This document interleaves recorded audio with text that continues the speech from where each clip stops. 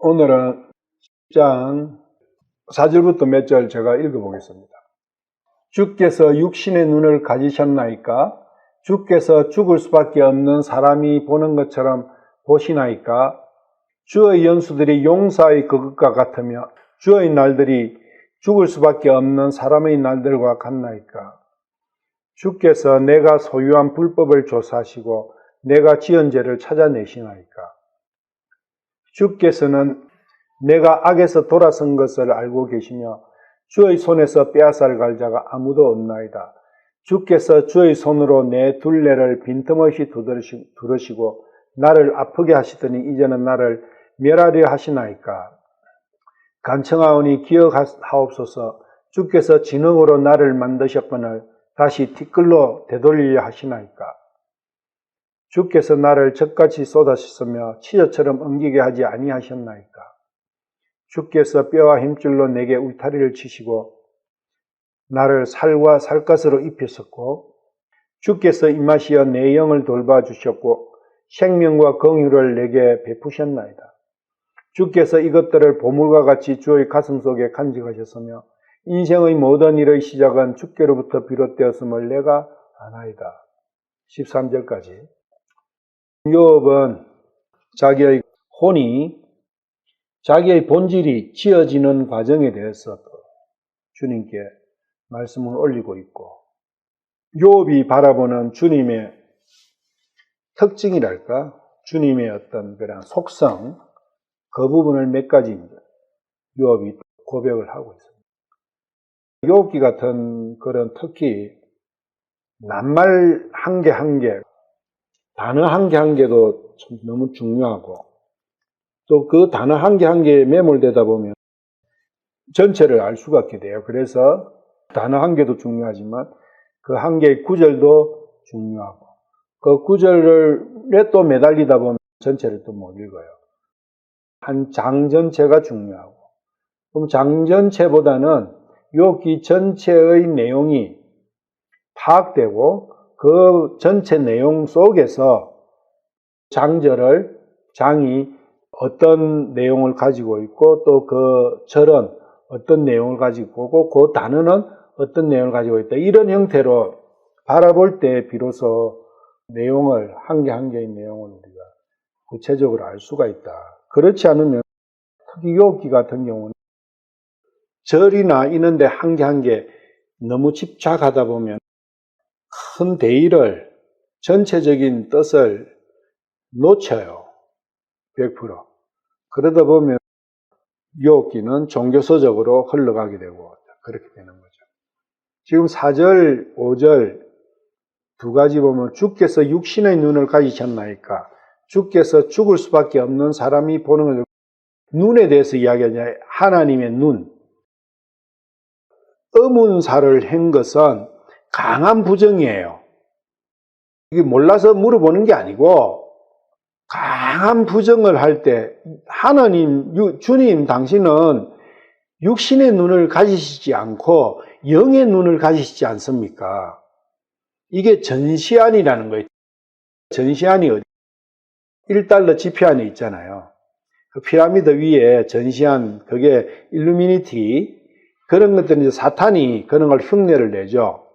근데 하나님이 진정한 전시안은 하나님의 눈이에요. 그래서 하나님의 눈은 사람의 마음속 깊은, 아무리 깊이 숨긴 마음속에 있는 생각조차도 하나님은 다 보실 수 있는 거예요. 우주 전체에서 가장 깊이 있는 것이 사람의 마음속이에요. 사탄은 그 마음속을 볼 수가 없어요. 절대적으로 못 봐요. 그건 하나님만이, 왜? 하나님은 창조주시기 때문에 보실 수 있는 거예요. 10길 물속은 알아도 1길 사람 마음속은 모른다. 그게 그러한 내용을 내포하고 있죠. 하나님의 육신의 눈을 가지시지 않지 않습니까? 영의 눈을 가지지 않습니까? 하나님은 전시안이지 않습니까? 마음속까지 다 꿰뚫어 보시지 않습니까? 내가 나를 보는 것보다 훨씬 더, 나는 육신의 눈으로 나를 보지만 하나님께서는 모든 걸 보시는 눈을 가지는 이러한 이야기예요. 죽을 수밖에 없는 사람은 육신의 눈만 갖고 있는 거예요. 그 육신의 눈을 가지고는 깊은 영적인 것을 볼 수가 없다는 거죠. 거꾸로 놓고 생각하면은 눈에 대한 부분. 그러니까 사람은 육신의 눈은 밖의 끝밖에 못 보는 거예요. 밖의 끝. 예수님께서도 사람들은 외모를 본다. 그거는 육신의 눈이기 때문에 그런 거예요. 그런데 예수님은 마음속을 보시는 거예요. 예수님은 하나님이시니까. 그런 부분이 중요하죠. 그래서 예수님은 마음속을 보시기 때문에 모든 판단을 뭘로 하셨어요? 사람들을 만나면은 그 속마음을 보시고 예수님은 그 사람을 대해 주신 거예요. 모든 것이. 사복음서에 쭉 예수님이 하신 거 보면은 예수님은 마음속을 보니까, 그러니까 바리새인이나 제사장이나 율법사나 이런 사람들을 보실 때 죽을 수밖에 없는 육신의 눈을 가진 사람은 외모를 보지만 그 사람의 요창한 연설이나 거룩한 옷이나 행동이나 이런 걸 보지만 예수님은 그 사람의 속마음을 보는 거예요. 그러니까 그 사람들 보면 독사의 자식들아. 속마음은 하나님을 요마침도 안 믿는 거예요. 자기의 영광과 자기의 존귀와 자기의 높음을 위해서 하나님을 활용하는 것이지 전혀 하나님을 경외하고 하나님을 두려워하는 마음이 한 개도 없는 걸 아시기 때문에 질책을 하시는 거예요. 그런데 예수님께서 복을 주신 사람들은 외형적으로 보면 형편없어요. 거지에다가 사회적으로 그 사람이 거룩한 일을 한 개라도 했겠어요? 전부 다 그런 사람들이에요. 찌질하고 율법도 모르고 올바르게 사는 게 뭔지도 모르고 윤리 도덕이 뭔지 종교가 뭔지 아무것도 모르는 사람들이에요. 그 사람들은 마음속을 보시는 거예요. 그 마음속이 너무나 가난하고 너무나 겸손하고 너무나 낮아져 있는 걸, 그리고 자기 자신이 너무나 비참하다는 그 마음이 충만해 있는 거죠. 그 사람들이 말을 하나 안 하나 예수님은 상관이 없어요. 왜? 속마음을 보시니까. 예수님을 만나서 복을 받은 사람은 모두 다가 그 속마음이 그렇다는 거예요. 그런데 예수님께서 질책한 사람들은 한결같이 그 속마음이 검다는 거예요. 그래서 마음이 희냐, 마음이 검냐, 그걸 보신다. 욥 자기는 마음이 깨끗한데 왜 이렇게 마음은 깨끗하지만 육신은 엉망진창이잖아요. 외형은 완전히 보잘것없는 사람으로 추락했잖아요. 그걸 보고 욥을 멸시하십니까? 그렇지 않지 않습니까? 하나님께서는 마음을 보시지 않습니까? 그 이야기. 마태복음 1장 23절. 보라, 처녀가 잉태하여 아들을 낳을 것이요 그 이름은 임마누엘이라 하리라 하셨으니 이를 번역한즉 우리와 함께 계시는 하나님이라. 이거는 이사야서 7장 14절 말씀이죠. 14절까지는 그의 이름을 임마누엘이라 하리라 고까지 있어요. 근데 마태복음에서 추가된 것은 번역을 해놓으셨어요. 임마누엘이라는 뜻은 번역하면 우리와 함께 계시는 하나님. 그러면 이분이 하나님이시잖아요. 하나님이 하늘나라에 계시는 것이 아니라 우리와 함께 하기 위해서 이 땅으로 오신 거잖아요. 그래서 예수님은 하나님이신 거예요. 하나님이 삼위일체인데 그 중에 낮은 하나님, 그런 개념 아니다라고요. 그게 지금의 주류인데 그렇게 하면 전체가 너무 오류가 생겨버려요. 성경 전체적으로. 예수님은 하나님이십니다. 창조주 하나님이시고 구약에 나오는 그 하나님이 예수님이세요. 그 하나님이 왜 이 땅에 우리와 함께 계시려고 오시느냐? 그분이 우리가 뭐 답답한 게 있어가지고 그래 하시느냐? 그런 부분을 근본적인 것을 임마누엘이라는 이 단어가 알려주고 있어요. 하나님과 우리 사람을 비교했을 때 우리는 어떤 모양이고 우리는 어떤 위치냐, 우리의 속성이 하나님과 비교했을 때. 그러니까 하나님과 비교했을 때 구더기보다도 못하고 먼지보다도 못하고 그렇다는 거예요. 우리가. 그렇다는 것은 우리와 함께 계시기 위해서 우리와 같은 모습으로 오셨다는 것은 하나님께서 구더기보다도 못하고 먼지보다도 못한 존재로 오셨다는 거예요. 하나님이 그렇게 바뀌셨다는 거예요. 거기에 사랑이 있다는 거예요. 사랑이 없다면 어떻게 그렇게 되실 수 있겠는가? 하나님은 사랑이시다. Jesus love. 거기서 오는 거예요. 돈 주고 밥 주고 옷 주니까 사랑 아니다는 거예요. 하나님의 사랑의 본질은 바로 그 위대하시고 우주를 창조하시고 모든 것 위에 계시는 그러한 어마어마한 하나님께서 나와 같은 모습이 되셨다는 것. 그거는 나와 함께 해주시기 위해 가지고. 거기에 사랑이 있다. 그래서 임마누엘. 주께서는 육신의 눈을 가지시지 않고 사람이 보는 것처럼 보시지 않는다. 그 부분을 아셔야 돼요. 믿음이라는 게 뭐냐면 있는 것을 믿는 거예요. 그대로. 하나님께서는 사람이 보시는 것처럼 보시지 않고 사람이 볼 수 없는 그 숨겨져 있는 모든 것을 다 보실 수 있다고 생각한다면 나의 생각과 나의 모든 것을 다 보신다면 나의 생각과 나의 행동을 어떻게 하겠는가? 그 이야기죠. 부끄럽게 하겠는가? 하나님께 부끄러움을 끼치는 걸 하겠는가?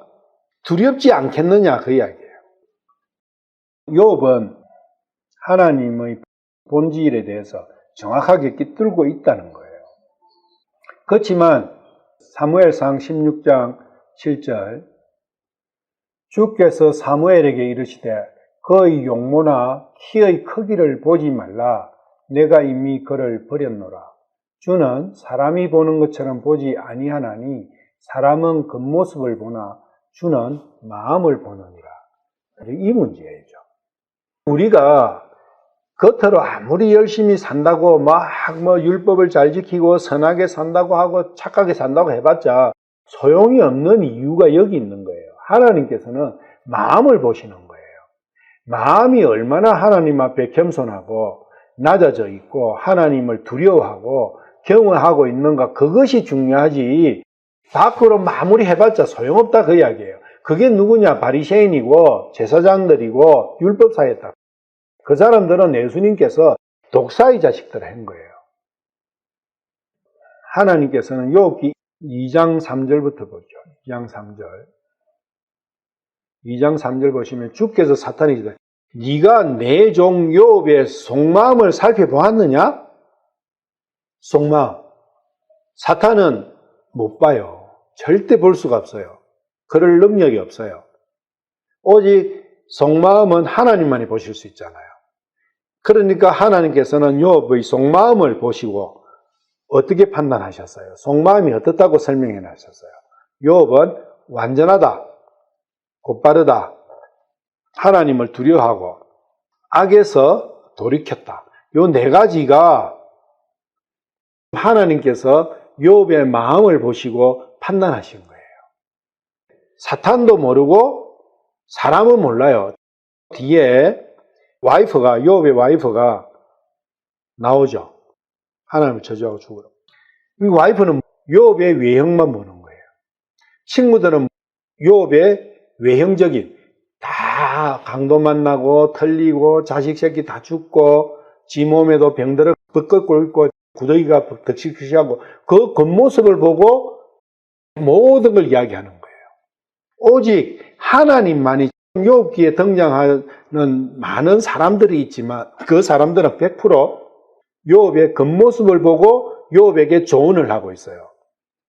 그런데 하나님만이 욥의 속마음을 보시고 욥을 판단을 딱 하시는 거예요. 욥은 이렇다고. 완전하다, 곧바르다, 두려워한다, 악에서 돌이켰다. 하나님으로부터 이 판정을 받는다는 것은 너무 중요하다. 내가 내 마음을 살펴서 하나님이 내 마음을 보실 때 부끄러움이 없이 하나님의 명령에 따라서 살아가야 된다. 근데 내 마음을 하나님을 생각하면서 완전하고 곧바르고 두려워하고 악에서 돌이키느냐, 아니면 나의 양심을 보고 돌이키느냐, 틀리다. 양심으로 인한 것은 다 행동으로 나타나는 거예요. 그래서 사람이 볼 수 있게 돼요. 그것은 하나님께 악이라는 거예요. 하나님을 생각하고 돌이키고 곧바르고 완전하게 되면 밖으로는 잘 안 드러나요. 그게 사람들은 모르죠. 그리고 오해를 하고, 주께서 육신의 눈을 가지셨나요? 주님께 하나님은 육신의 눈을 가지지 않으셨다. 왜 그러느냐? 요한복음 4장 24절. 하나님은 영이시니 그분께 경배한 자들은 반드시 영과 진리로 그분께 경배할지니라. 하나님은 영이시다. 창세기 2장 7절에 흙으로 사람을 만드시고 하나님의 영을 불어넣어 주시잖아요. 하나님의 영을 불어넣으시니까 혼이 살아난 거예요. 혼과 영은 연결되어 있는 거예요. 영은 혼에 작용하는 거예요. 마음에 작용한다. 영은 마음을 지배하고 있는 거예요. 하나님은 마음을 아시고 마음의 작동을, 하나님의 영과 마음이 일체가 됐을 때 그 마음이 살았다고 하시는 거예요. 하나님께서는. 하나님이 영이시기 때문에 마음을 완벽하게 보실 수 있는 거예요. 하나님이 영이 아니시면 마음을 못 봐요. 하나님은 영이시기 때문에 마음을 다 보는 거예요. 다른 것들은 다 피조물이잖아요. 그래서 하나님께 경배하려면 영으로 경배해야 된다는 거예요. 영으로. 영으로 경배하려니까 통하지가 않아요. 그래서 진리가 필요한 거예요. 예수님이잖아요. 그래서 예수님을 통해서 대화가 돼야 되는 거예요. 하나님이 영이시니까. 예수님은 육도 있고 영도 있으시잖아요. 그래서 소통이 되는 거죠.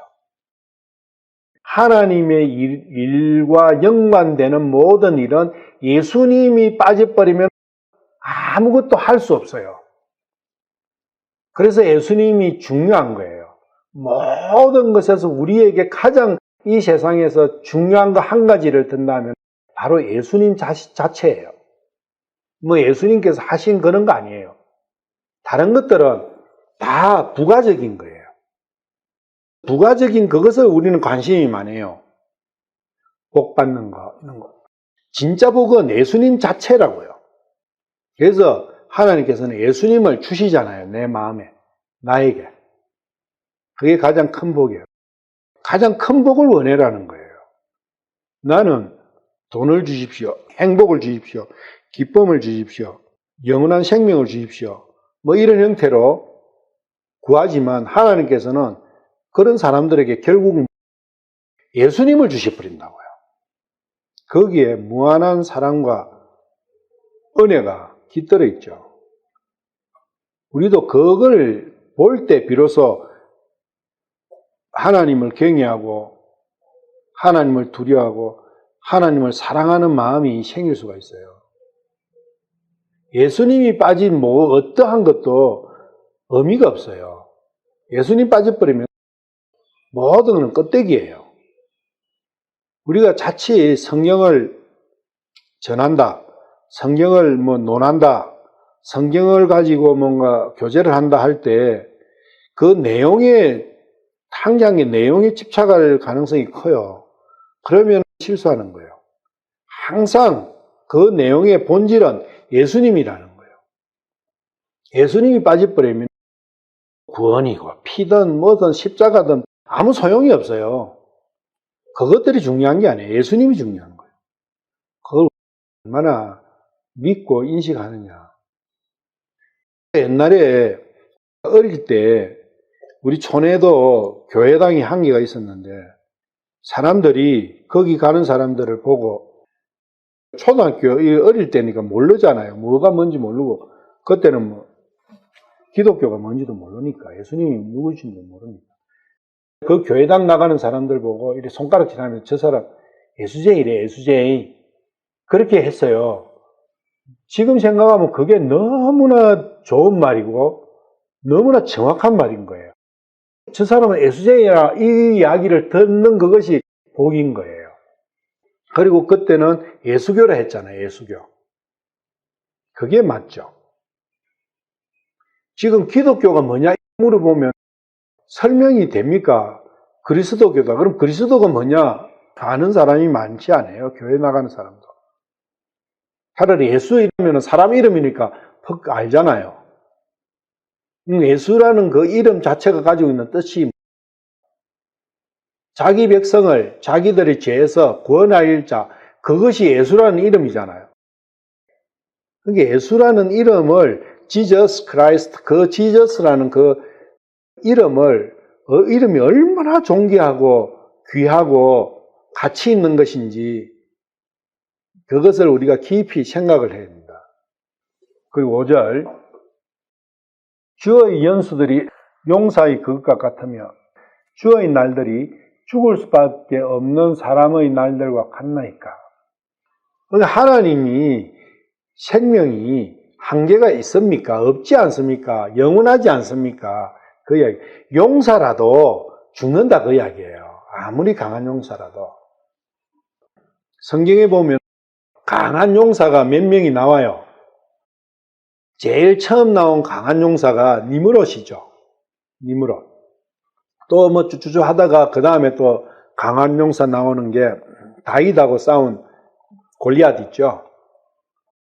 그 이후에 또 쭉 뭐 많이 있습니다. 쭉 많이 있다가 그 다음에 또 나오는 용사가 예수님 시대에 용사가 누구였죠? 강한 용사. 니므롯 같은 그러한 용사. 성경에서 표현되어 있는. 한번 볼까요? 마태복음 2장 1절. 이제 헤롯 왕 시대에 예수님께서 유대의 베들레헴에서 태어나심에 보라. 동쪽으로부터 지혜자들이 예루살렘에 왔어요. 여기 보면 헤롯 왕이 있잖아요. 헤롯 왕이가 킹제임스 영어로 한번 봐봐요.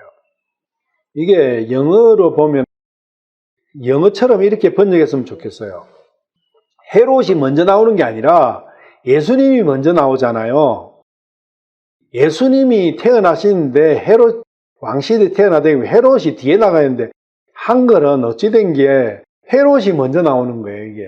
이것도 너무 기분 나쁜 이야기예요. 그런데 헤롯에 보면은 G264죠. G264를 한번 보세요.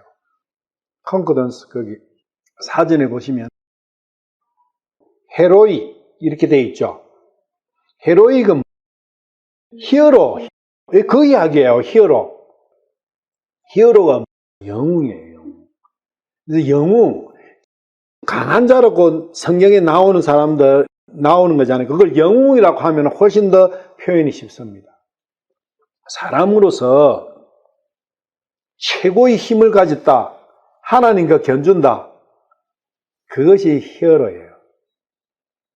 그러면 헤롯은 누구예요? 그런 거예요. 니므롯하고 같은 거예요.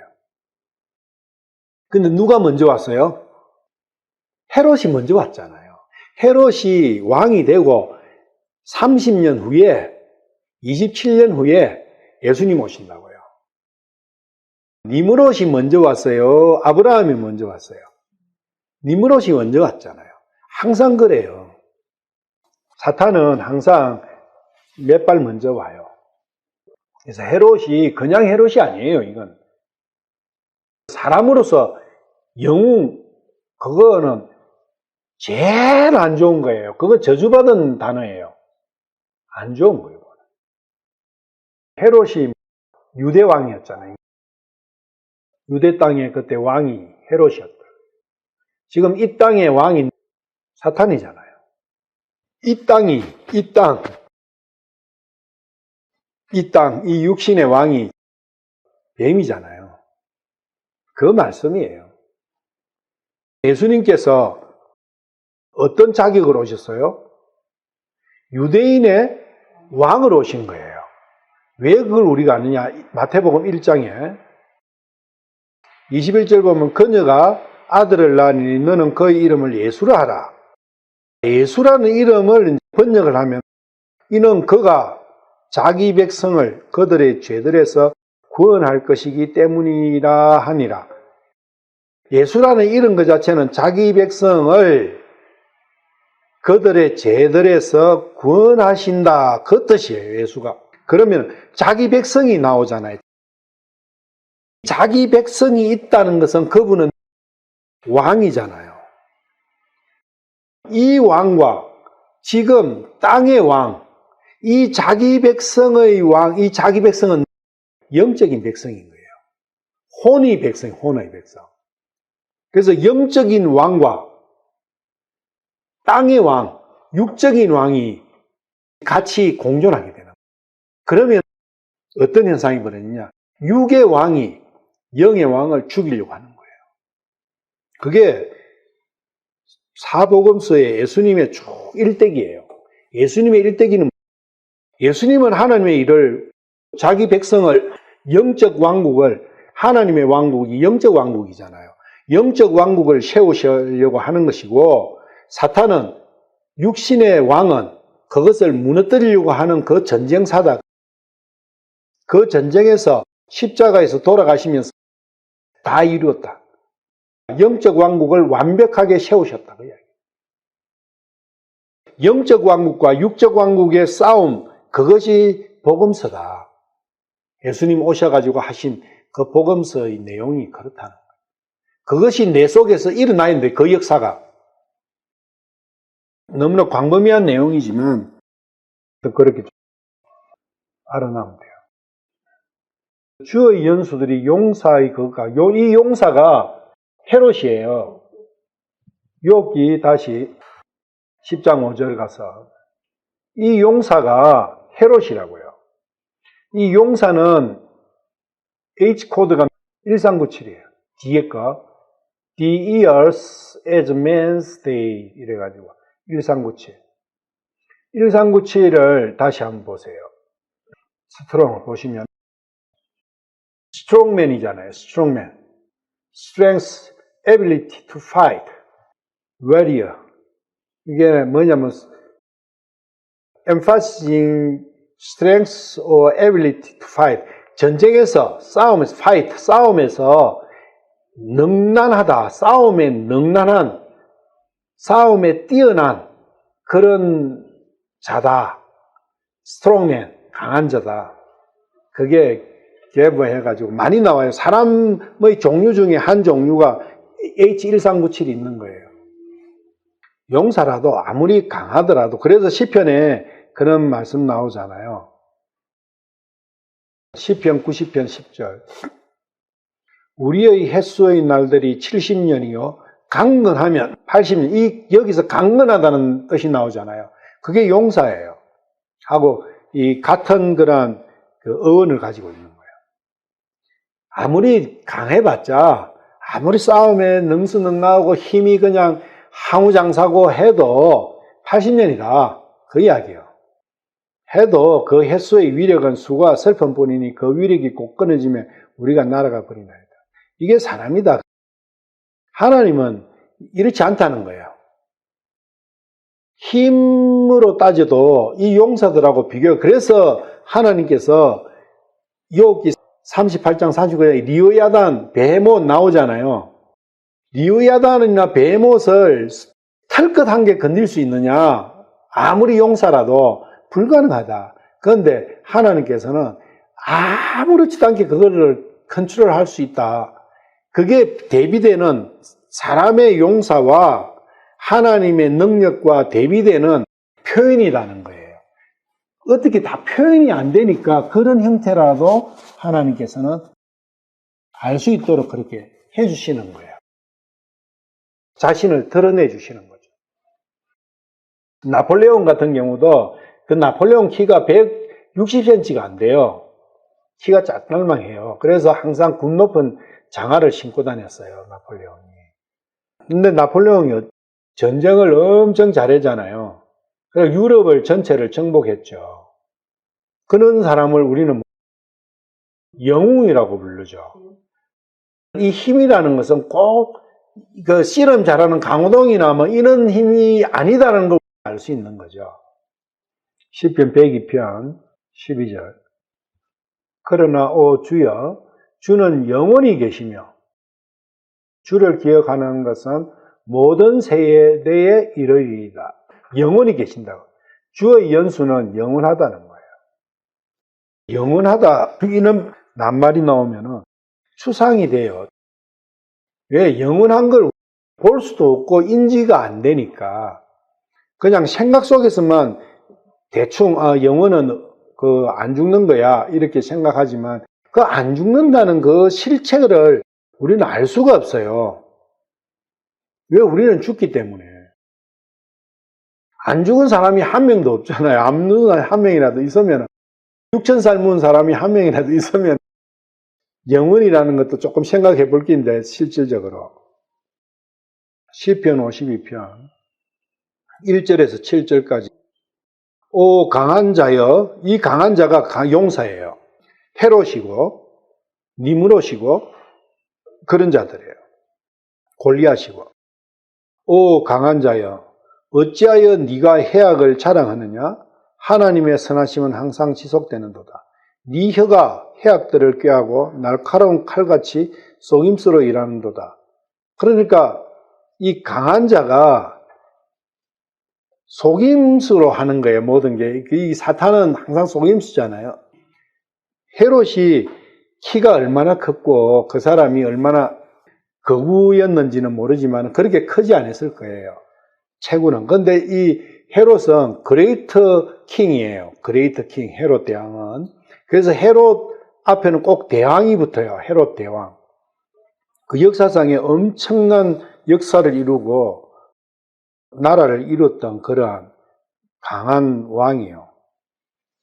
그런데 그 헤롯이 뭘로 자기가 강하게 됐어요? 속임수로 강하게 됐다. 실제예요. 그 헤롯 왕의 그 일대기가 있어요. 그 역사니까 로마 역사에 나와요. 그리고 유대 역사에도 나오고. 그 사람의 일생 평생은 속임수예요. 속임수로 대왕까지 되고 그 사람은 에돔 사람이니까 유대인들이 이방인이잖아요. 사람 취급도 안 하니까 왕으로 인정을 못 받잖아요. 유대왕으로. 로마에서 임명을 해가지고 유대왕이 됐기는 했는데, 이스라엘 왕이 됐기는 했는데, 백성들이 인정을 안 해버리면 왕이 아니잖아요. 그러니까 유대인들이 제일 그 당시에 원했던 게 느부갓네살한테 불타 없어진 그 성전, 스룹바벨이 와가지고 다시 중건을 했지만 초라하기 짝이 없는 그 성전을, 그 성전의 오리지널 솔로몬 성전이잖아요. 그 솔로몬 성전보다 더 큰 규모로 지어준 거예요. 엄청난 돈을 들여가지고. 그건 그 사람이 하나님을 경외해서 그런 게 아니라 하나님을 진짜 모시려고 한 게 아니라 이스라엘 사람들의 마음을 얻어가 자기의 왕권을 더 견고하게 하기 위해 가지고 그런 책략을 쓴 거죠. 그래서 전부 다 책략이고 계략이란 거예요. 계략과 책략은 다 속임수다. 속임수의 대가가 뱀이다 그 이야기죠. 그렇게 연결되는 거예요. 52편 3절 네가 선보다 악을 더 사랑하며 어를 말하기보다 거짓말하기를 더욱 사랑하는도다. 강한 자는 그렇다 그 이야기예요.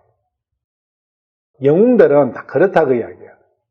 자기를 높이고 자기를 그거 하는 것이지 하나님과는 상관없는 거다. 쏘기는 허여 네가 사람을 삼키는 모든 말을 사랑하나니.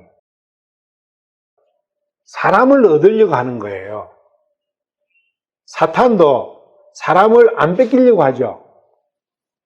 강한 자들은 다 사람을 취하려고 하는 거예요. 사람을 자기 종으로 만들려고 해요. 그래서 니므롯도 사람을 자기 종으로 만들려고 했잖아요. 사람의 혼의 사냥꾼이에요. 그 유명한 사냥꾼이었잖아요, 니므롯이. 인간 사냥꾼이에요. 여기 용사라고 나오는 거, 강한 자라고 나오는 것들은 다 인간 사냥꾼이다. 그 인간 사냥꾼은 어떻게 한다는 거예요? 하나님의 품에 있어야 될 걸 자기가 취하는 거죠.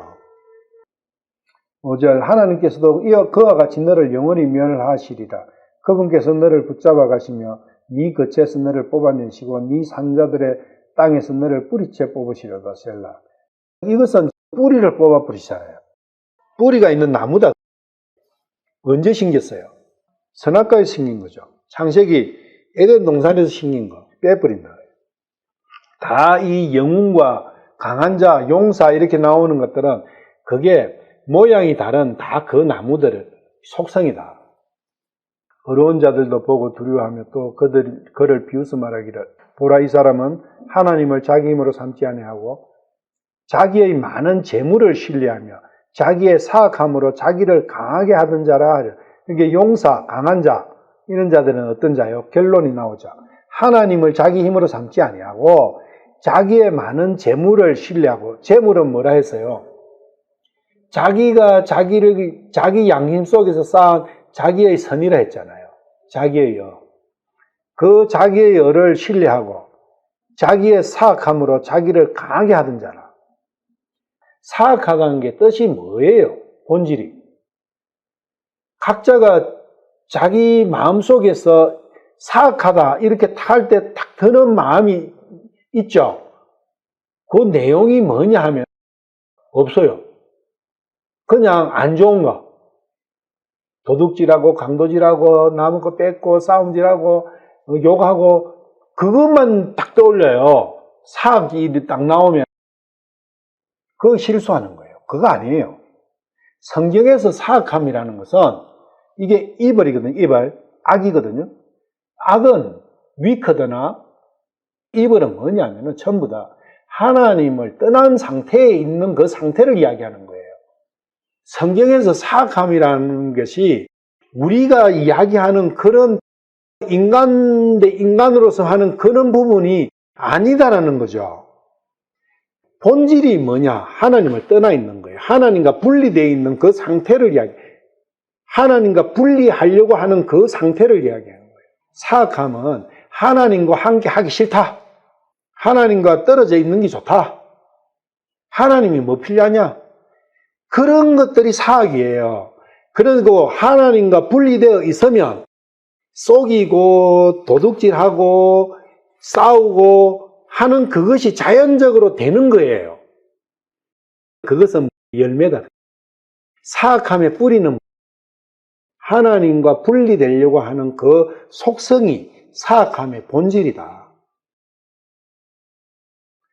성경에서 악, 사악 이런 거 넣으면 전부 다 내 양심에서 별로 좋지 않다고 생각하는 그걸 악이라고 생각하잖아요. 거기서 쏟는 거예요. 성경은 그렇지 않습니다. 위크더 사전을 찾아보세요. 성경 사전에. 표적에서 벗어나 있다.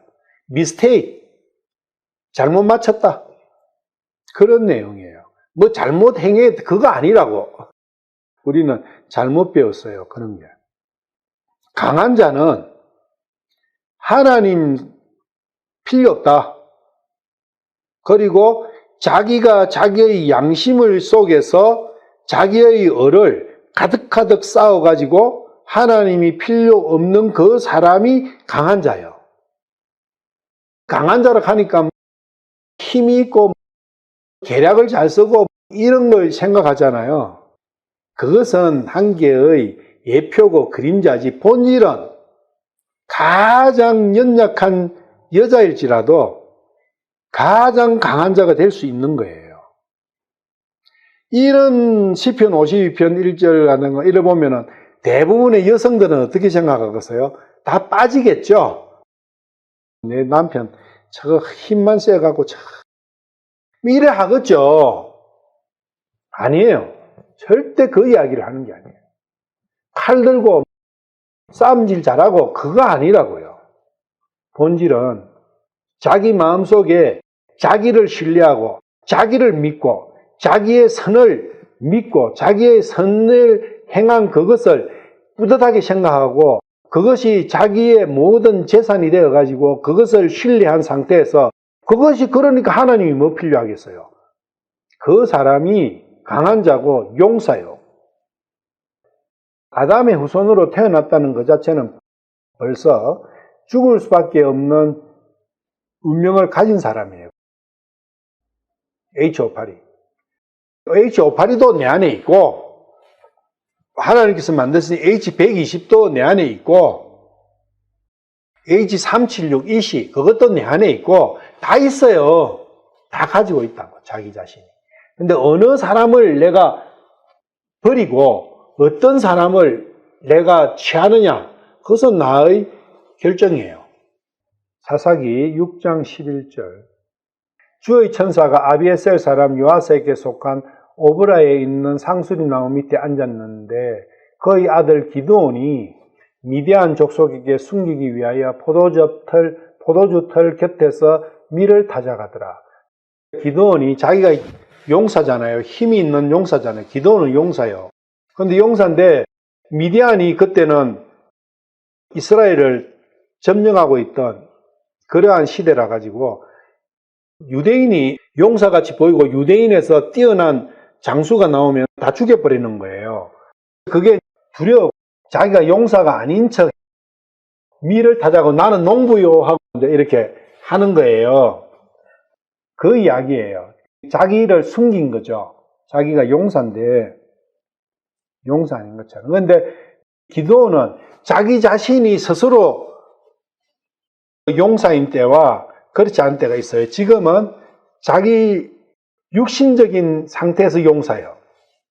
밀을 타작하더라. 주의 천사가 거기에 나타 그에게 이르되 너 강한 용사여. 하나님께서 주께서 너와 함께 하시도록. 육신으로 아무리 용사라도 미디안이 두려워 숨어 다니고 피하는데 하나님께서 주께서 너와 함께 하신다. 주께서 함께 하시는 그 용사야말로 진짜 용사가 되는 거예요. 기드온이 그에게 이르되 내 주여 주께서 우리와 함께 계시면 어찌하여 이 모든 일이 우리에게 닥쳤나이까. 그게 미디안에 속국이 되어 있는 거죠. 미디안의 지배를 받고 있는 그 상태. 왜 주께서 우리와 함께 하신다면 우리가 어떻게 미디안에 종살이를 하고 있습니까? 또 우리 조상들이 우리에게 말해준 그분의 모든 기적들은 어디 있나이까? 그들이 말하기를 주께서 우리를 이집트에서 데리고 올라오지 아니하셨느냐 하였나이다. 그러나 이제 주께서 우리를 버리사 미디안 족속의 손에 넘겨주셨나이다 하거늘 주께서 그를 바라보시며 이르시되 너는 너의 이 힘을 의지하고 가서 이스라엘을 미디안 족속의 손에서 구원할지니라. 내가 너를 보내지 아니하였느냐 하시니 그가 그분께 이르되 내 주여 내가 무엇으로 이스라엘 구원하리까. 보소서 내 가족은 므낫세 안에서 가난하며 또 나는 내 아버지 집에서 가장 작은 자니라 하며 주께서 이르시되 내가 반드시 너와 함께 하리니 네가 한 사람을 치듯 미디안 족속을 치리라 하시거늘. 이 이후에 기드온이 이 미디안을 쳐서 이기는 그러한 역사가 나오죠. 그래서 하나님께서 함께 하실 때 진정한 용사가 된다. 함께 안 하실 때는 숨었잖아요. 미디안에 무서 숨어가지고. 욥기 다시 10장 6절. 주께서 내가 소유한 불법을 조사하시고 내가 지은 죄를 찾아내시니까. 여기에 두 가지가 나오죠. 불법을 조사하고 죄를 찾아내시는데 불법과 죄 두 가지가 나와요. 그런데 불법 앞에는 뭐가 있어요? 내가 소유한 불법, 내 자신의 소유격이에요. 나의 불법, 내가 가진 내 안에 있는 나와 함께 하고 있는 불법, 불법은 소유하고 있는 거예요. 그러면 죄는 지은 거예요. 불법은 소유하고 있다는 것은 태어날 때부터 가지고 나온 거예요. 내가 태어날 때부터 내 눈과 코와 입을 가지고 태어나가지고 태어나니까 그걸 계속 갖고 있듯이 불법도 태어날 때 나와 소유하고 있는 거예요. 그런데 눈과 코와 귀는 하나님께서 만들어 주셨죠. 그런데 이 불법은 하나님께서 만드신 게 아니다는 거예요. 태어날 때는 옷도 없고 내가 아무것도 없잖아요. 치장하지 않았잖아요. 화장품도 안 바르고 아무것도 연지곤지도 안 찍었죠. 그때 나온 그것이 오리지널인데 그 오리지널 안에 딱 한 개가 진짜 내게 아닌 게 있어요. 내게 아닌 건데 내 안에 있는 거예요. 그게 불법이에요. 그래서 불법은 소유한 이렇게 나와요. mine iniquity 이렇게 나와요. mine은 영어로 소유격을 이야기할 때예요. 나의 집, mine house, 나의 돈, mine money 이게 나의 것. 근데 나의 것인데 나의 것이 아닌 게 있는 거예요. 그게 불법이에요. 죄는 지은 거예요. 죄를 지으려면 응애하고 태어나가지고 죄를 짓습니까? 언제부터 죄를 지어요? 철들고부터 지어요. 철들고부터. 부끄러움을 알게 되면서부터 죄를 짓는다고요. 왜? 그때부터 숨기기 시작하니까.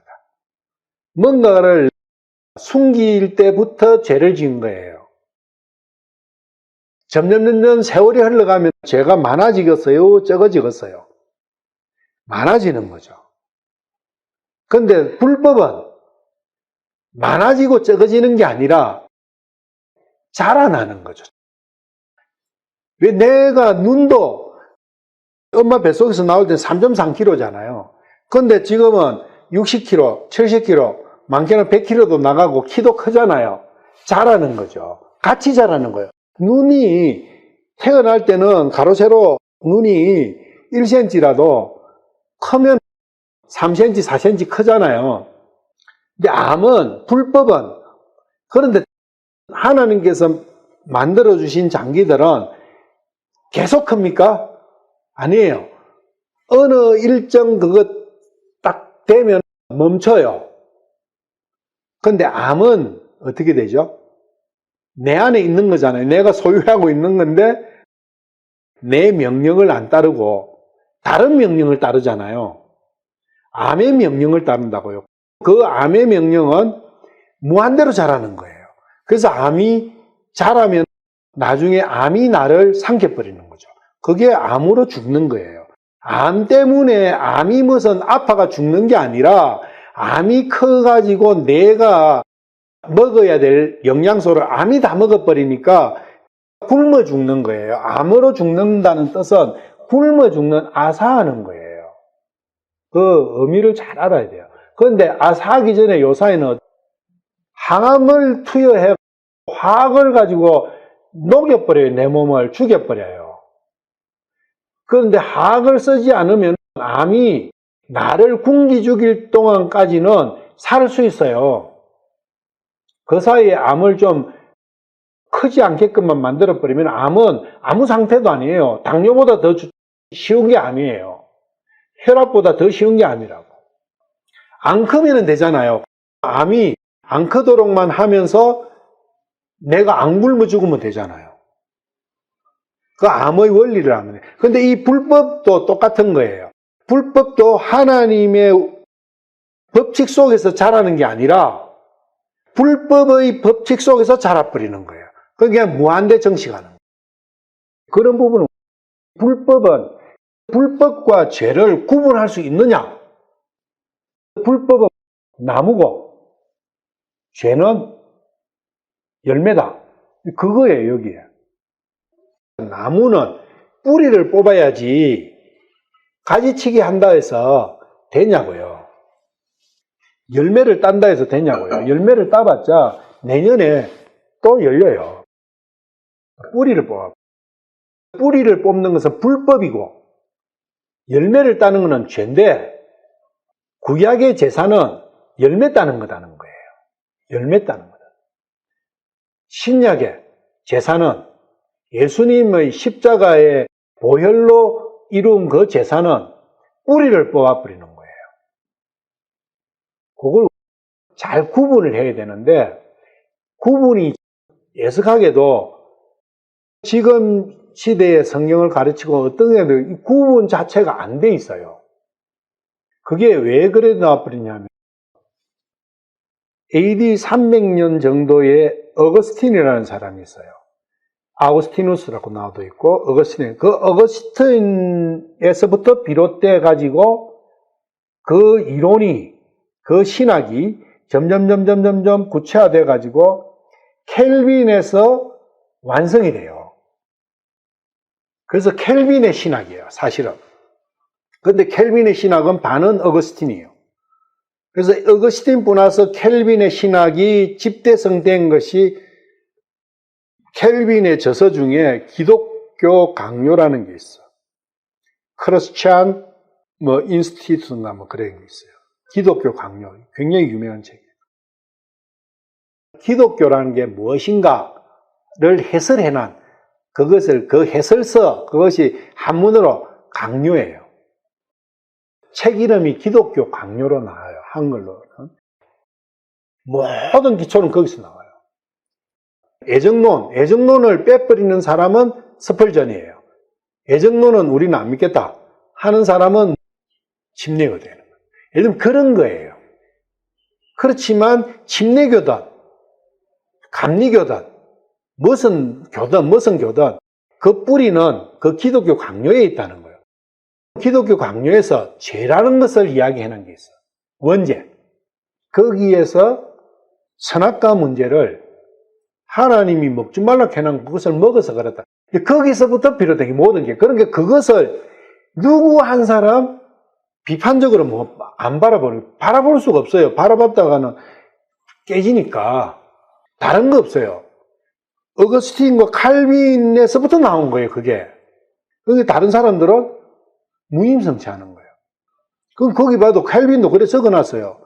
이게 완전히 내가 100% 맞다거나 하는 건 아니지만 해놔놓고 이제 그렇게 이야기를 하는 거예요. 그러니까 책이 어마어마하게 두껍게 되는 기독교 강요 책이 엄청 두꺼워요. 몇 권이 돼요, 전권이. 그렇게 되는 이유 중에 큰 것이 한계가 선악과 문제를 그런 형태로 풀어버리니까 그것을 합리화하려다 보니까 모든 걸 설명하려니까 엄청나게 분량이 많아지고 말이 왔다 갔다 하고 행설수설돼 버리는 거예요. 불법과 죄를 구분이 안 되니까 죄가 왜 유전되느냐, 원죄가 왜 유전되느냐, 그 문제거든요. 원죄가 왜 유전되느냐. 교회에 처음 나가면 하는 소리가 그러잖아요. 왜 아담 죄가 내한테 왜 왔는데, 그거를 질문하잖아요. 모든 사람이, 예수 애자도 모르는 사람이, 성경 성자도 모르는 사람이 교회 친구 따라갔다가 하다 보니까 참 괜찮네 해가 다니다 보면 성경을 조금 공부하다 보니까 제일 먼저 나오는 게 죄 문제잖아요. 니도 태어날 때부터 죄인으로 태어난 거야 이렇게 이야기하면 왜 그러는데요? 하면은 야, 니 아담의 후손에서 그래. 아담이 무슨 짓 했는데요? 아담이 하나님 먹지 말라는 거 먹었는데 그것 때문에 그냥 다 죄인이 된 거야. 거기서 끝인 거예요. 그게 어거스틴하고 켈빈 때문에 그렇다고요. 거기서 그래 놔니까 다른 사람들이 다른 생각할 여지를 안 만들어버린 거예요. 왜? 엄청나게 복잡하고 방대한 내용이다 보니까 도대체가 이걸 무너뜨릴 수 있는 논리를 할 수가 없는 거죠. 그리고 한다 해도 소수의 의견이니까 짓밟혀 버리는 거죠. 그리고 이단으로 정죄받아 버리고. 그러니까 지금 이렇게 고착이 돼 버린 거예요. 각자가 생각해서 불법과 죄도요, 범법과 죄악, 이런 걸 구분이 되느냐. 영어로 보면은 여러 가지가 있어요. 그런 부분도 저번에 한번 한 적이 있는데, 그때는 조금 간단하게 했는데, 요사이 처음은 불법, 죄, 죄악, 악, 사악, 이런 걸 총칭으로 해가지고 한번 전체를 정리를 해보려고 준비를 하고 있어요, 자료를. 이 불법을 킹제임스 영어로 한번 가봐요. H5771번이죠. 요걸 스트롱으로 한번 봐봐요. 보시면 upon, 여기 iniquity 이렇게 나오죠. 요것의 본 뜻은, 사전적인 본 뜻을 찾아가면 꼬여있다, 감겨있다, 그런 내용이에요. 감겨있는 상태, 꼬여 있는 상태, 굽어져 있는 상태, 그 뜻이에요. 뜻은. 그것을 해석을 해, 죄악이다, 무슨 범죄다, 올바르지 못한 거다, 이렇게 이야기를 하지만은, 원 뜻은 굽어져 있다, 타락, 감겨 있다 뜻이에요. 감겨 있고 굽어져 있다. 감겨 있다. 감겨 있는 게 왜 죄의 나무냐? 감겨 있는 상태가. 감겨 있다는 것은 무엇이 무엇을 감고 있다는 뜻이냐? 그런 내용을 알아야죠. 아담과 이브 타락 나무들 그린 그림이 많이 있어요. 그 나무 보면 사과나무가 있고 사과가 주렁주렁 열려 있고 거기 아담하고 이브가 옆에 있고 이브 손에 사과 한 개 들고 있으면서 뱀이 그 나무를 칭칭 감고 있는 거 있죠. 그거는 조금은 표현을 한다고 했지만 옳은 건 아니고 뱀이 그 나무를 칭칭 감은 게 아니라 이 나무 자체가 뱀이에요. 이 뱀이 하나님이 만드신 하나님의 형상으로 만드신 내 안에 넣어주신 그 선이라는 거 있잖아요.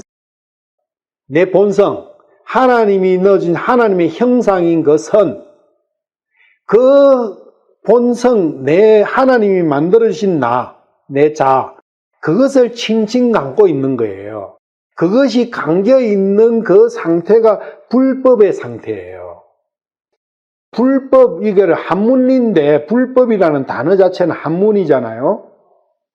칭칭 감겨 있는 거하고 굽어져 있다.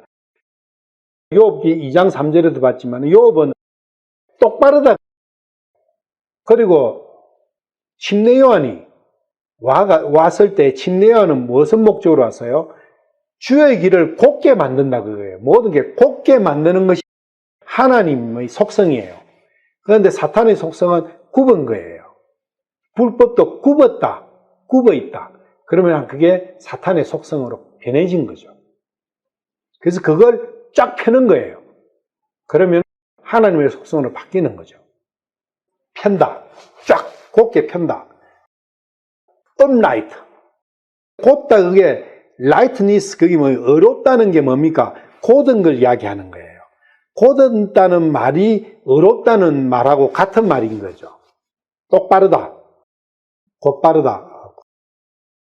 불법이 굽어 있는 상태를 이야기하고 감겨 있는 상태를 이야기하니까.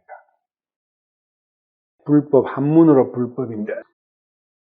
이 불법은 한문으로 안일불자의 법법자예요. 법이 없다. 법이 없는 상태다. 법의 오리지널은 창조주 안에 있는 거죠. 왜 그러냐? 우리는 피조물이잖아요. 피조물을 만들 때는 법칙이 있었던 거예요. 아무렇게나 만드신 게 아니라 법칙을 가지고 만드셔가지고 그 법칙을 우리 속에 넣어놓은 거예요. 그래서 육신에도 법칙이 있잖아요. 그 법칙이 요새는 알죠? DNA라는 걸로. 유전자라는 걸로 유전자가 법칙이라는 건지 알았잖아요. 그 유전자에 따라서 내 눈도, 내 피부도, 내 머리카락도 하얀색이든 노란색이든 빨간색이든 눈도 얼마나 크면 끝이다. 코, 다 유전자 설계도면에 따라서 그 설계도면이 법이거든요. 보이는 이 육신도 법칙의 지배를 받고 있잖아요.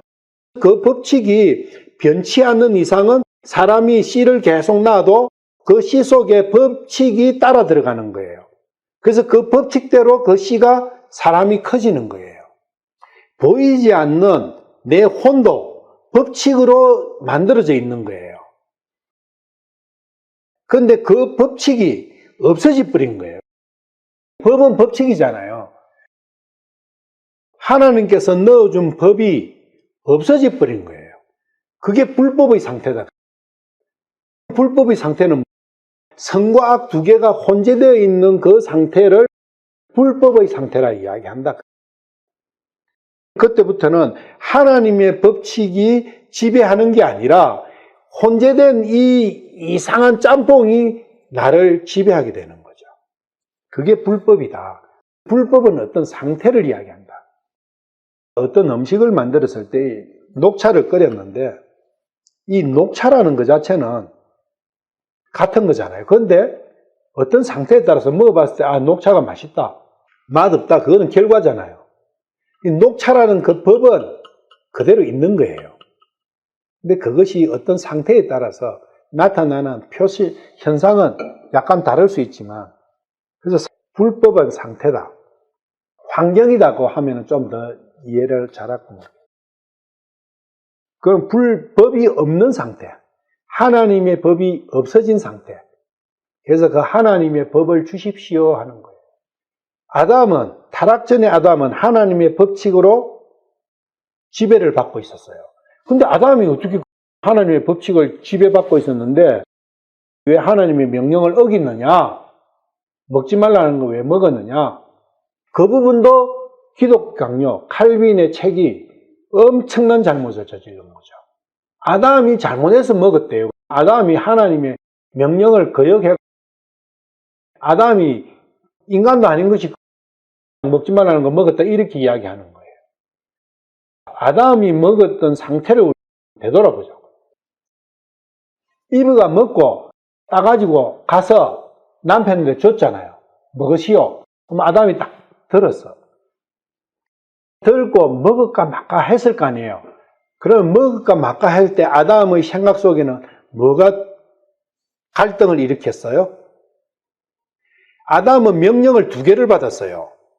창세기 3장 전에 1장과 2장에서 뭔 명령? 2장에 아내와 함께 해라. 부모를 떠나 한 몸이 될지니라. 자, 아내와 한 몸이 되어야 되는 명령을 받고, 두 번째로는 선악과 먹지 마라. 먹으면 죽는다. 그 2가지를 받은 거예요. 명령을.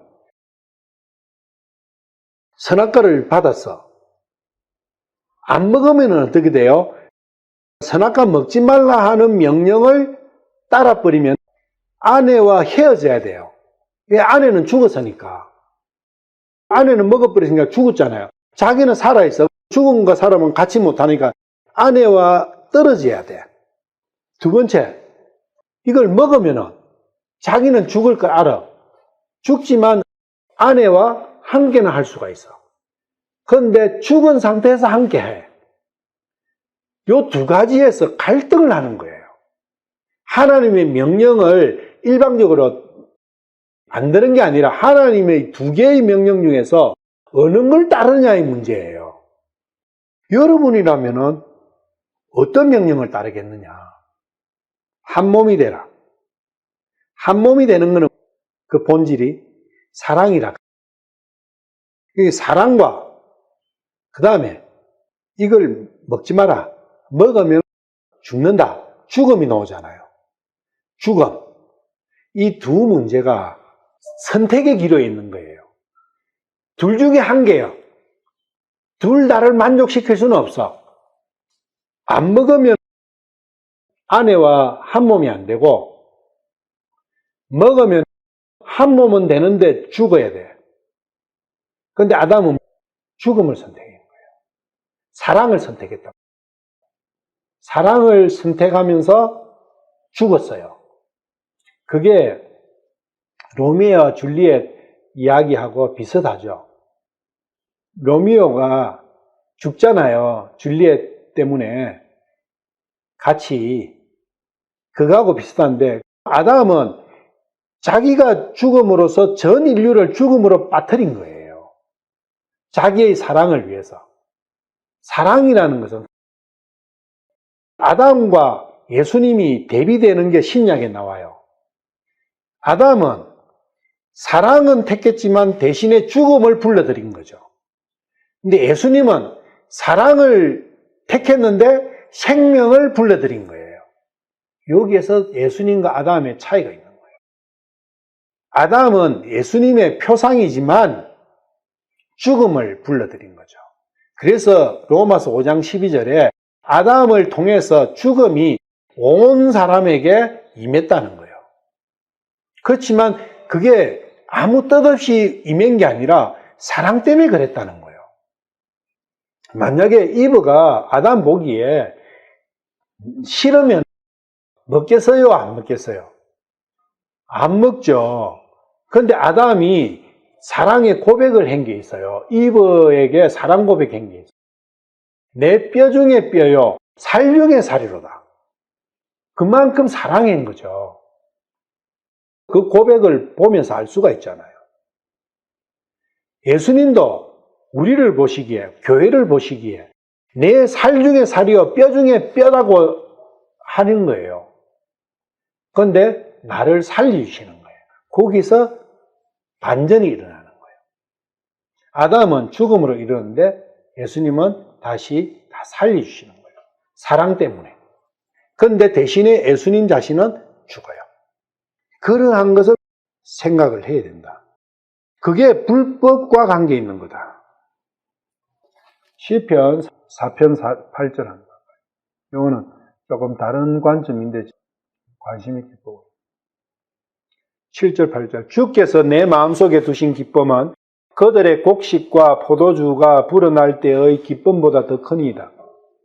내가 평안히 눕고 자기도 하리니 주여 오직 주께서만 나를 안전히 거하게 하시나이다. 여기에 보시면 기쁨, 평안, 안전 이야기하고자 하는 게 평안과 안전이에요. 아침에 일어나서 저녁에 잘 때까지 가장 많이 쓰고 가장 많이 듣는 단어가 한 개 있어요. 그 단어가 그게 무엇이냐 하면은 안녕하세요예요. 안녕하세요. 일어나가지고 누굴 보든 안녕하세요. 누굴 만나든 안녕하세요. 길거리 가다가 누구만 안녕하세요. 그 사람도 날 보고 안녕하세요. 그 안녕이라는 말을 참 많이 쓰는데 그 안녕이라는 말이 무슨 말일까요? 옛날에 촌에서는 일을 해야 되니까 새벽같이 일어나잖아요. 새벽같이 일어나면은 특히 노인들이 먼저 일어나 마을 앞에 툭 나가 기침을 이래 해요. 그러면 젊은 사람이 나가가지고 그 노인장한테 아이고 어르신 밤새 안녕하셨습니까? 이렇게 해요. 밤새 안녕이라는 게 밤새 죽을 수도 있는데 아이고 다시 또 이렇게 살아있는 걸 봅니다. 이 말이잖아요. 그 밤새 안녕. 안녕이라는 게 뭐냐면 영어로는 헬로우예요. 헬로우. 프랑스 언어는 봉주르. 그리고 히브리어로는 샬롬이에요. 샬롬이 평화라고 이야기하는데 평안이에요. 안정과 평화예요. 안정과 평화. 안전하다, 평화롭다, 이 두 가지예요. 안전이 뭐고 평화가 뭐냐? 안전하다고 생각하는 곳이 어디예요? 지금 현재 실질적으로 내 집이라고 생각하잖아요. 내 집. 그리고 집을 나서면 오늘 몇 분은 차를 타고 사무실까지 나오시겠지만 거리로 나오면 집에 있을 때보다 훨씬 조심을 하죠. 조심을. 왜 조심을 해요? 안전 안 하니까 조심하는 거예요. 차를 탔어요. 버스를 탔어. 지하철을 탔어요. 지하철을 타고 버스를 탔다 해도 다 안전합니까? 오면서 별 생각 다 하죠. 이놈 버스 운전사가 잠을 못 자가지고 졸면서 어디 앞을 팍 박아가지고 사고는 안 날까? 손님 중에 개판한 놈이 있어가지고 운전사한테 뭐 대들어가 사고는 안 날까? 뭐 별일 생각 다 할 거 아니에요. 소매치기가 와서 나를 덮치고 가지 않을까? 강도가 오지 않을까?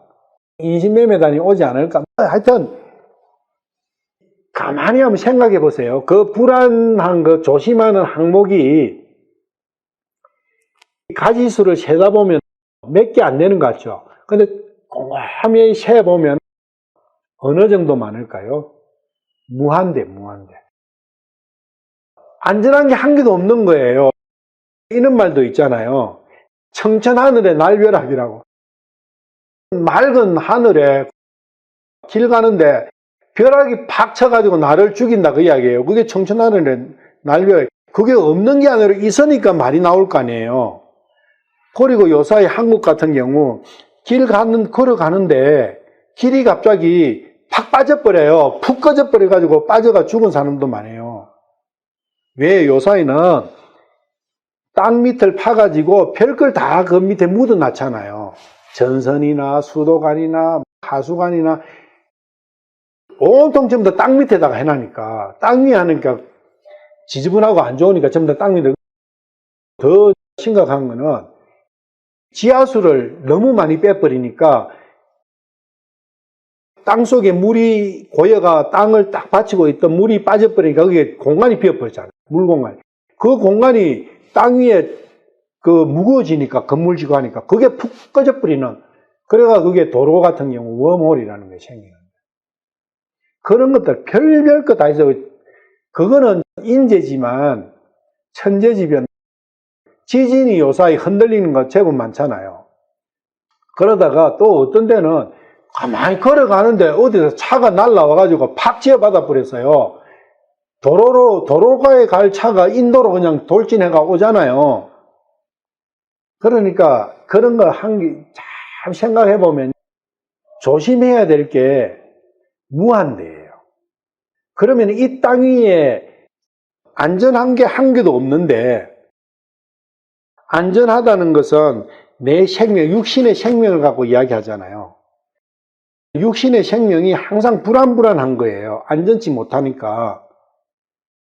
모든 게 불안한 것을 정확하게 내가 인지를 하게 되면 불안증이라는 병에 걸려요. 그게 점점 더 심해지면 사람은 미쳐버려요. 그런데 실제로 우리가 그 도시, 서울의 그런 도회지에서 살면서 미치지 않는 사람이 미친 사람이에요, 사실은.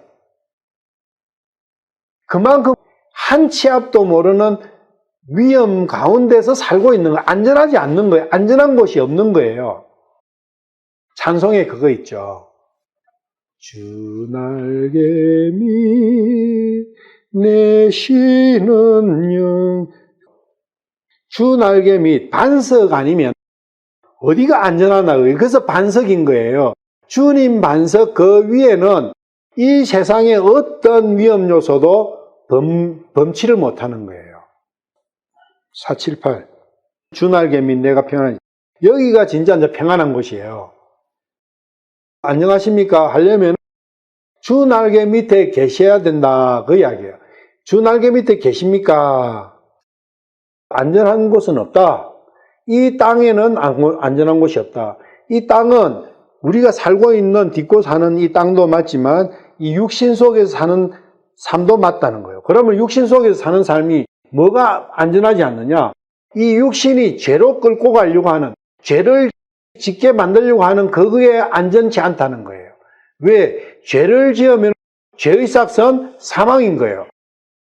나의 혼을 죽음으로 끌고 가는 그것이야말로 너무나 불안한 거잖아요. 안전하지 않는 거잖아요.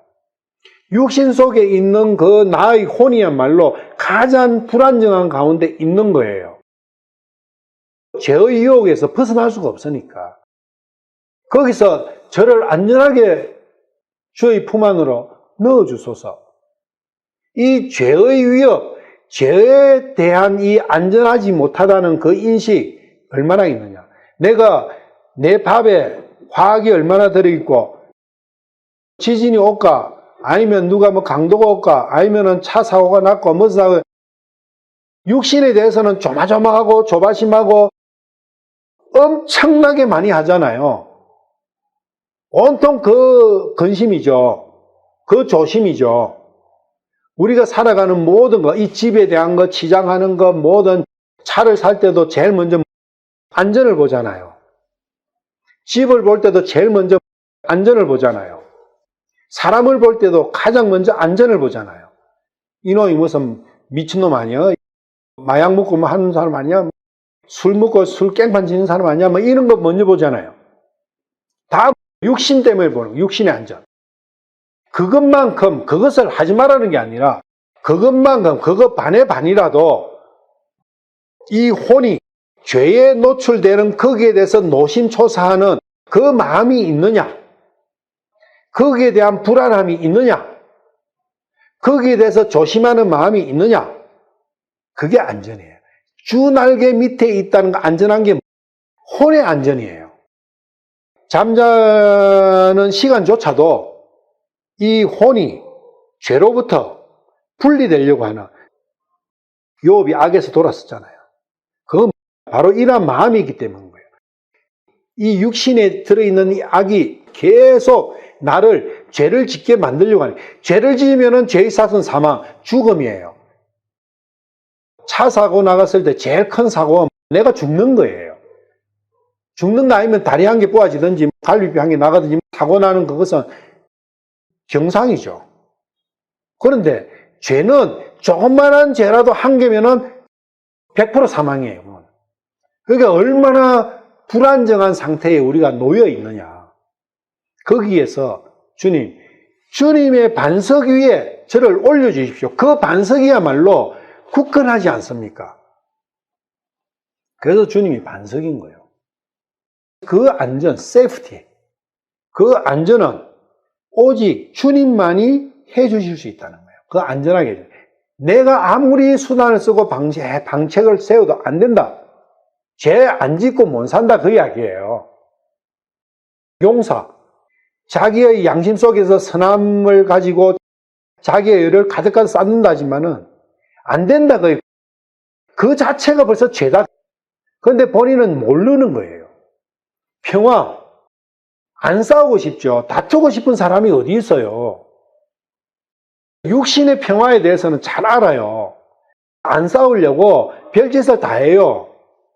자기를 꾸미 보기도 하고 자기 화를 억누르기도 하고 마음에서 솟아나오는 욕도 안 하고 보시고 그거 다 안 싸워보려고 하는 거거든요. 평화를 위해서.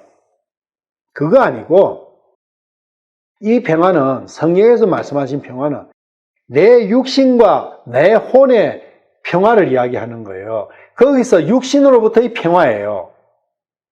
나는 죄를 안 지으려고 하잖아요. 진짜 육신과 평화를 해버리면 죄 속에서 살게 되는 거예요. 그러면 육신과 100% 평화. 죄를 안 지으려고, 안전하려고, 내 혼이 안전하려고 육신하고 분리되려고 하잖아요. 그러면 육신이 가만히 놔놨습니까? 매일매일 전쟁이 일어나는 거예요. 전쟁을 거는 거예요. 거기에서 진정한 평화. 육신하고 전쟁 안 하고 싶습니다, 이건. 빼주십시오. 어디를 가면 평안해요? 주님의 품 안에 가면 육신하고의 전쟁, 거기서 완전히 내가 승리할 수 있으니까 평화로울 수 있는 거예요. 주님께 싸워주시니까. 주님께 싸워주시겠다고요. 진짜 안정과 평화가 어디에 있느냐? 안정과 평화를 행복도 마찬가지예요. 그리고 재물도 마찬가지예요. 다 영적인 거라고요. 그래서 안정과 평화는 무엇에 대한 안정과 평화냐? 내 혼에 대한 거다. 그걸 육신으로 생각해버리니까 캐톨릭이나 장로교나 모든 게 그거잖아요, 지금. 근데 땅에는 없어요.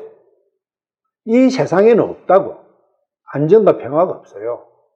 이번에 한국에도 장마가 거의 2달간 장마가 계속되고 오늘부터 계기가 무더위로 들어간다고 이야기는 하더만 장마가 그렇게 올지 몰라잖아요. 중국도 홍수 때문에 난리 났죠. 전 세계가 안전한 곳이 한 곳이 없어요. 한 곳도 없다고. 장마만 안전하지 않냐? 아니에요. 더워봐요. 더워보면 또 더위 때문에 죽는 사람 또 많아요. 장마, 더위만 없다고 해서 또 안전하냐? 아니에요. 또 암이든 뭐든 병, 별거 손에 헤아릴 수가 없어요. 육신으로는 안 된다 그 이야기예요. 포기해버려야 돼요. 그것과 세월 다 보내는 거예요. 그래서 육신 이 세상 이 물질 세계에서 뉴스에서 막 나오는 것은 그것 가지고 세월 다 보내버려라 그 이야기지. 육신 가지고 전전긍긍 하다가 사탄의 전략이죠. 거기 말리면 안 되는 거예요. 육신은 이래 되느냐 저래는 아무 상관이 없어요. 혼의 문제, 거기에 집중을 해야 된다. 그래서 안정과 평화, 행복. 행복이 어디 있느냐? 행복이 뭐냐? 당신은 뭐를 행복이라 생각하느냐? 어떻게 되는 게 행복이라 생각하느냐? 각자가 물어봐야 돼요. 자기한테. 자문을 해봐야 돼요. 나는 행복의 조건을 어디에 두고 있느냐? 육신이 건강한 게 행복이냐? 돈이 많은 게 행복이냐? 좋은 집에 사는 게 행복이냐? 싸움 없이 형제지간에 우애롭게 가족 전체가 우애롭게 지내는 게 행복이냐? 그거 다 조건이 한계가 다 들어가는 그게 모든 게 만족되면은 행복이다. 그렇게 생각하느냐? 그거에는 행복 없어. 이래든 저러든 그거는 다 위선이고 위장된 행복이지 행복 없어. 참 행복은 혼에 대한 행복이다. 그런 생각이 10분의 1이라 100분의 1, 1000분의 1이라도 있느냐? 내 자신이 불안한데 무엇 때문에 불안한가? 그 불안한 이유가 무엇인가?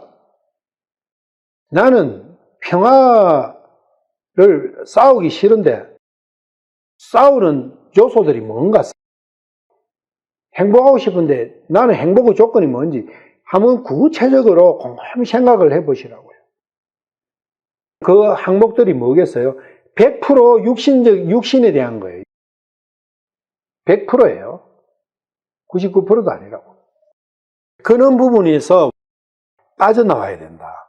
빠져나와서 참으로 하늘의 것 때문에 불안하고 하늘의 것 때문에 평안하지 않고 하늘 것 때문에 불행하고 그런 생각이 있느냐. 그래서 하늘의 것으로 평화롭고 하늘의 것으로 행복하고 하늘의 것으로 안전한 그것을 원하느냐. 그러려면 내가 뭘 어떻게 해야 되느냐. 지금 그 하늘의 안정과 하늘의 평화와 하늘의 행복을 하늘의 기쁨을 받기 위해서는 지금 뭘 해야 되느냐. 그런 생각을 하면서 사는 것이 신앙생활이다. 신앙생활 하라니까 욕 안 하고 기분 나쁜 거 있는데 안 싸우고 남 뭐 조금 도와주는 거 이런 거 뭐 내가 희생 봉사하고 그런 거 아니다 그야. 이거 신앙생활은 그런 거 아니에요. 하늘의 것을 얼마나 추구하느냐. 하늘의 것을 추구하면 할수록 땅의 것은 멀어져요. 하늘 것과 땅의 것은 함께 할 수가 없습니다. 절대 함께 할 수 없어요. 그런데 그게 분리가 확실히 되려면 하늘과 땅 사이에 물이 들어가야 돼요. 그러면 분리가 돼요. 물은 말씀이잖아요. 하늘 걸 추구하려면 말씀으로 분리시키 나가야 되는 거예요. 그걸 말씀으로 땅의 것을 끊는다 그렇게 표현하죠. 내 생각이 아니라고요. 내 판단이 아니라고요. 말씀으로 오늘은 마칠게요.